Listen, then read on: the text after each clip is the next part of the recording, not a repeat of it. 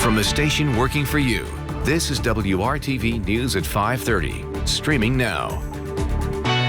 And now at 5:30, solar panels could replace corn and soybeans in Shelby County fields. Tonight we hear from commissioners deciding the future of the project. They make the holidays a little happier for hundreds of children each year. Why Toys for Tots is on the move, and will it mean changes for local families? Topping our lineup today, how young is too young to vote? We'll tell you the latest city that wants to let 16-year-olds cast a ballot. In rural area, doctors say even with telemedicine, their patients may not be getting the care they need. The new innovative idea getting doctors to communities that need them. And how you can make your work or learn from home space more comfortable without buying anything new. People are expressing concerns with the proposed solar project in Shelby County. Yesterday, you heard from the people, and today Rafael Sanchez talks to the politicians, the county commissioners who will decide the future of the project. They're all ears about the upcoming harvest in Shelby County. I couldn't believe if all these people got sick out here because we were trying to make a buck. And the opposition to a possible solar power project. These solar companies, have you ever even heard of them?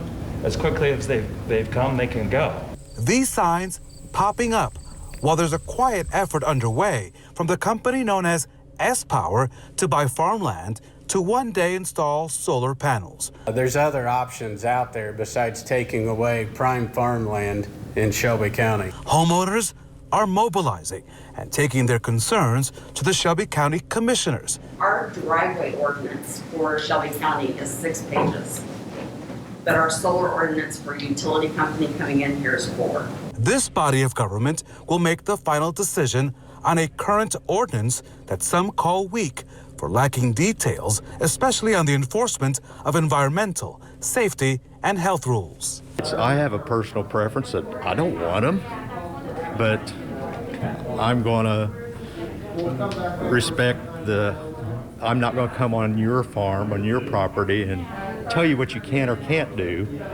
It's allowable use that can be done if you meet all the stipulations and guidelines. And I think that to review this ordinance and to make some changes in it would be very beneficial for our community and the residents I support. Commissioner Nye walked us through the current ordinance, which lists all the federal agencies and groups that would set the standards for any solar project. Do you want more of that to be just spelled out so that it's clearer to you and the people hear exactly what those standards are? Anything that can spell out anything clear is good. Commissioners are not set to take any final action until receiving recommendations from the Planning Commission and hearing input from others. S-Power, the commissioners say, has yet to file any formal paperwork or permit with the county. Do you want them to come before you to say, hey, sure, give us a presentation, tell us who you are, what do you want, what's in the product, so that we can move on? Because it just seems to me having a mysterious thing out there makes it much difficult. That would be helpful, but instead of, they have different names, they go by a corporation today and a different corporation tomorrow. Come on out, right? Come out of the woodwork. Yeah. All right, gentlemen, I thank you for your time. I appreciate I'd like to see them, get the CEO or the COO, whoever, somebody's in charge to let us know something. Sure. And be able to hold them responsible for whatever they tell us. Working for you, Rafael Sanchez, WRTV. Well, we find ourselves in the middle of a temperature transition. Still some summer warmth here across southern and central portions of Indiana, but look to the north, 60s there in Chicago, 50s in Minneapolis, and we do find some upper 60s already on the map here in Tipton and Peru at 69 degrees right now, still holding on to the lower 80s in Columbus, while it's 76 degrees downtown. All is quiet and dry here on radar. We have had very little rainfall here since the 18th of August. So we're talking about a month here where things have been very dry. Really don't see much of that changing here, and especially this evening. Few clouds that we have out there with that front this evening will continue to kind of fade away. Our temperature 70 degrees here at 7 o'clock. By 8 o'clock, the sun is already set. It sets at 7:50. We'll have a temperature there of 67, still in the middle 60s at 10 o'clock. But tomorrow morning is going to be a little bit cooler here. We will find temperatures in the city at 49, a little cooler in some outlying areas. We've got more of a cool down for those afternoon highs. Also a warm up to talk about in the 7-day planning forecast. Chris? Starting our news feed, Moderna just released details about its coronavirus vaccine trial. The company says physicians and participants aren't told who's receiving a placebo or the experimental vaccine. An independent committee is looking for early signs about whether the vaccine is harmful or effective. AstraZeneca halted its vaccine trial because a participant experienced some neurological symptoms. Now doctors are saying it's unlikely the symptoms were from the shot. Trials have resumed in other countries, but not in the U.S. A German company is buying a new production plant. BioNTech is working with Pfizer to develop a coronavirus vaccine. It says it's buying another plant in order to produce millions of vaccines a month once the vaccine's approved. A new report is taking a closer look at what's become a prime hotspot for the coronavirus: nursing homes. And I think that it's now critical that we act on it and make sure that we take this content and ensure that the recommendations are taken up as completely as possible. Dr. Terry Fulmer is part of the independent commission that gathered input from the public and experts, and that includes frontline workers, nursing home residents, and families. In total, the report lists 27 recommendations. Fulmer says the biggest takeaway is the need for nursing homes to be fully integrated into our healthcare systems, then making sure that doctors and nurses in long-term care receive equal pay and equal respect for their work. The recommendations include strategies for testing, PPE, and visitation. Fulmer says that many of the problems in nursing homes aren't new, but the pandemic made them more apparent. In that shining of a light on what has gone wrong, we have the opportunity to correct it. And I am optimistic that there's been a reckoning with the public. People have needed to hug their loved ones through window panes. I think that it's a whole new day. Now, the Centers for Medicare and Medicaid Services says that it has already taken significant steps to implement some of the commission's recommendations. Now, we do have more to get to in our lineup. How young is too young to vote? We'll tell you the latest city that wants to let 16-year-olds cast a ballot.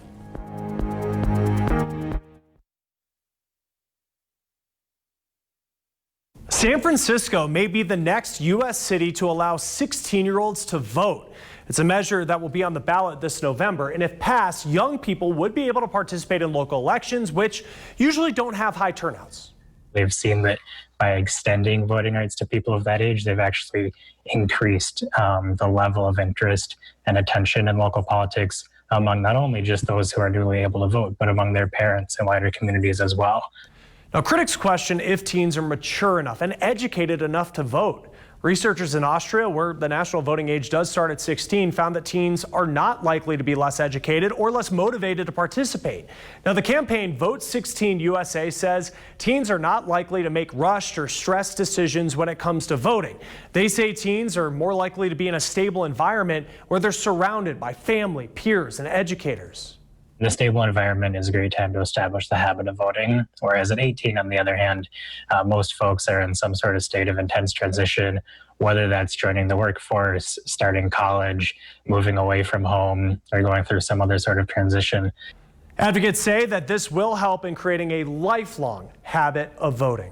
Oakland, California is actually considering a similar measure. It would only allow young voters to participate in school board elections. Several cities in Massachusetts and Maryland have passed similar measures. Something like this was also considered in Washington, D.C., but didn't pass.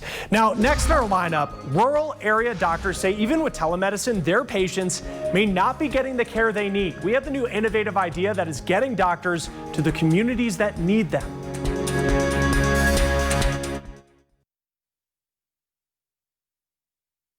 Get back to our newsfeed. AT&T is considering offering a phone plan that would charge less. In exchange, customers would need to deal with ads. Advertising could reduce phone bills by $5 or $10 a month. Chuck E. Cheese wants to destroy about 7 billion prize tickets. The pizza chain filed for bankruptcy this summer. Now it's asking for permission to destroy all the prize tickets it accumulated during the pandemic, saying they're worth about $9 million in merchandise. Southwest is temporarily grounding more than 100 planes. It says that it found a discrepancy in the weight data about some Boeing jets. Now, that information with some other data is used to determine just how many passengers and how much fuel a plane can carry. Used masks and gloves are still ending up on the streets or in parks instead of going into the trash. Amanda Brandeis reports that pollution is becoming a health hazard. In cities across America, it's a mess out here. It really is. Community crusaders are armed and ready. All you need is a bucket or a bag, a grabber, some gloves. To fight a different kind of virus infecting the planet. Everything's changed right now. Everything's to go. So it's turned into a disposable society again. Waste-fighting warriors like Mia Earn aren't here for the recognition. I've lived here over 28 years. They're protecting the cities they call home. Yes, the bottom line is we're seeing more litter and trash on the streets. News articles across the country blame a surge in package deliveries, single-use plastics, and the use of equipment designed to keep us safe.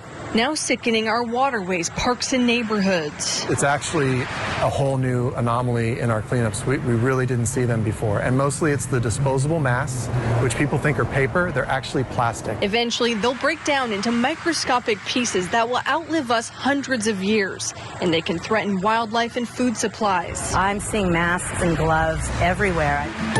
Around the world, it's estimated nearly 200 billion disposable face coverings and gloves are being used each month because of the pandemic. Come down the beach, we're still finding lots of these. Conservation organization Oceans Asia is documenting this new pandemic of pollution, shooting this video on one of Hong Kong's most remote islands. All of these masks just washed in the last 4 to 5 days. Once you see this, you can't really unsee it. The San Diego Surfrider Foundation is piloting a program to make cleanups more convenient. All you have to do is grab a bucket, grab a trash grabber. Loaning the tools to businesses for the public to borrow. PPE masks and PPE gloves. The organizations are tracking these items for the first time.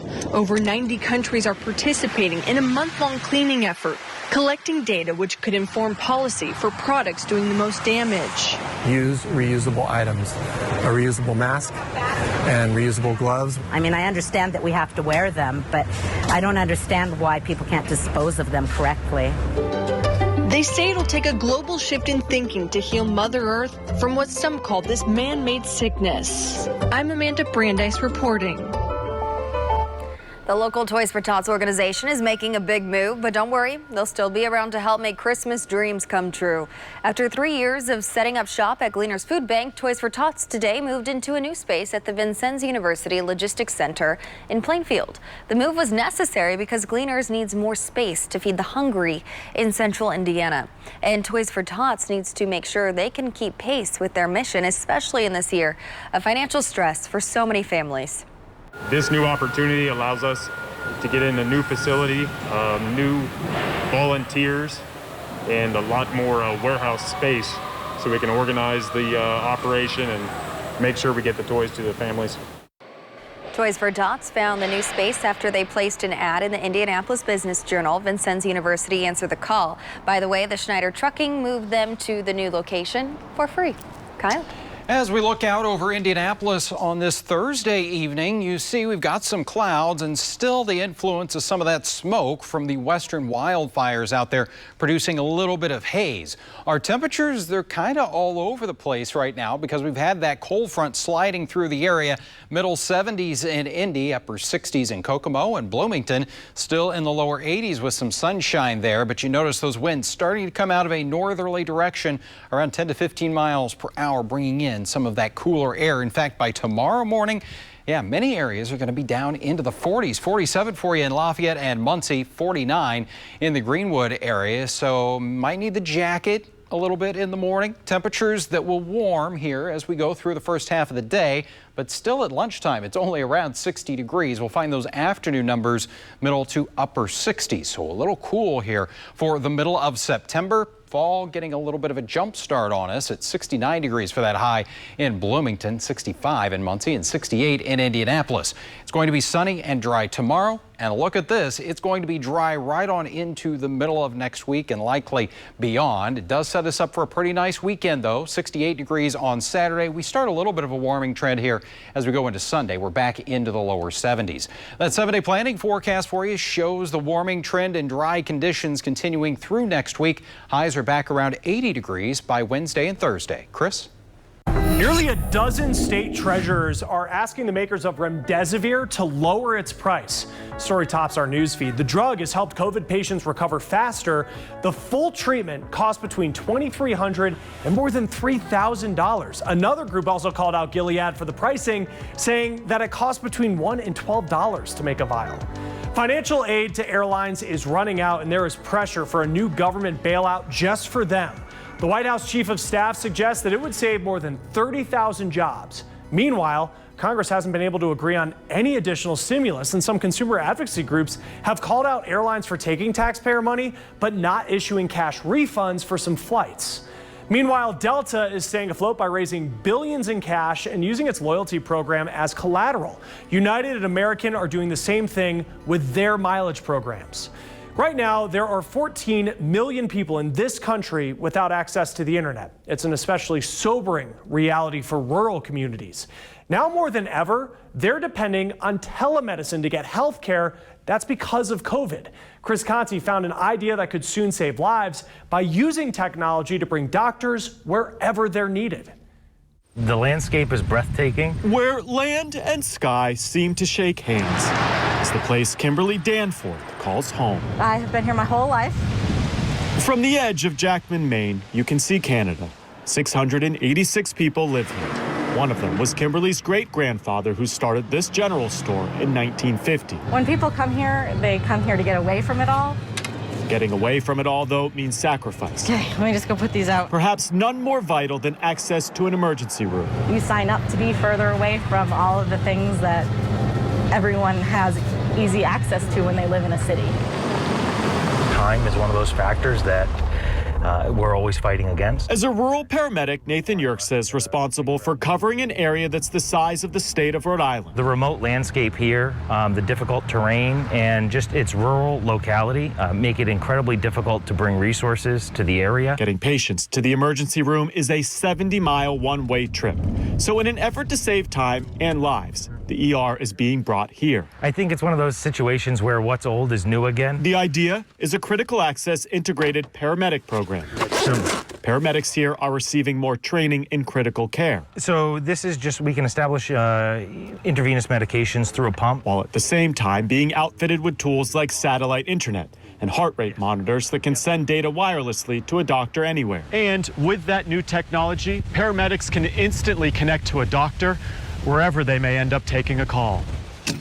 From stitches to ultrasounds, these paramedics are bridging the rural healthcare gap by being able to instantly connect via video chat to a doctor who might be hours away. It is, in many ways, like a high-tech, advanced home visit that you might have seen, 60 years ago. Finding new ways for rural communities to connect is a key component to the program's success. Nationwide, 25 million people don't have access to broadband. COVID has only magnified the issue.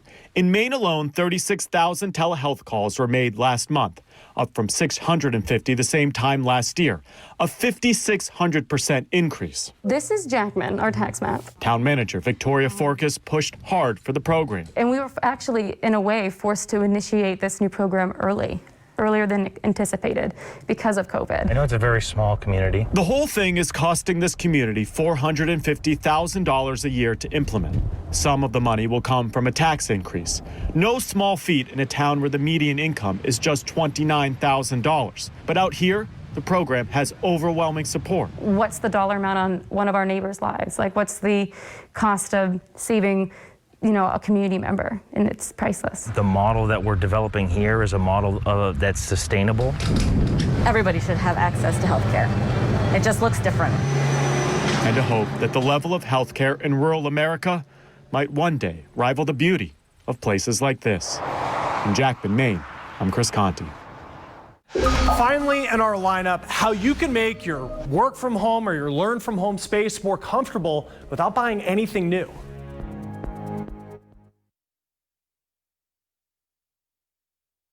Many of us have been working from home for months at this point. Students have been learning from home as well, and your makeshift office or classroom may not be that comfortable. Now, some common complaints include pain in the neck, shoulders, wrists, forearms, pain in the lower back, tight hips, cramping legs. Physical therapists say if the family is sharing one workspace in your home, it is important that it's able to be adjusted. So you'd like to have a chair that matches the size of the person. It should have some adjustability. It should have some variability in what the chair can do, but it should provide support for the low back. It should provide support for your legs. You should be able to put your feet flat on the floor, and your thighs should be parallel to the floor. Now, if you're not looking to buy a desk or a chair, you can still adjust by using books as a footrest. It's also important your computer is set up in a comfortable way. If you can, try to use a monitor and an external keyboard and mouse pad. And if you are going to buy one thing for your workspace, Michelle Dupre says that chair is a great investment. And then maybe if you make one purchase, probably the chair is the best purchase. So that's something that you can raise and lower. That's something you can adjust the back. You can go to the stores and sit in the chairs, try them out, adjust the arms. Now, you should be stretching as often as you can. And if you're constantly sitting, make sure you stand off and try to walk around, stretch your wrists, do some heel raises, get the blood moving. Now, while you're sitting, also make sure your shoulders are relaxed and you're not shrugging. Medical professionals say they are concerned that misinformation is causing some people to not take COVID as seriously as doctors would like. Tomorrow, the message some people who didn't think COVID would affect them has had after they got sick. All right, are you ready for this? We've got some cool and even chilly nights coming our way here. Tonight, temperatures will drop down around 50 degrees, and then we'll be in the middle 40s by Saturday and Sunday morning. So if you don't have that jacket pulled out of the closet just yet and ready to go, you might want to do that here as we go into the upcoming weekend. Afternoon should be fairly nice and mild, though, as we're going to have a lot of sunshine. Highs upper 60s next couple of days. We'll get back into the 70s on Sunday, and then we'll eventually see those numbers climbing back to around 80 degrees by the middle of next week. Thanks for joining us here at 5:30.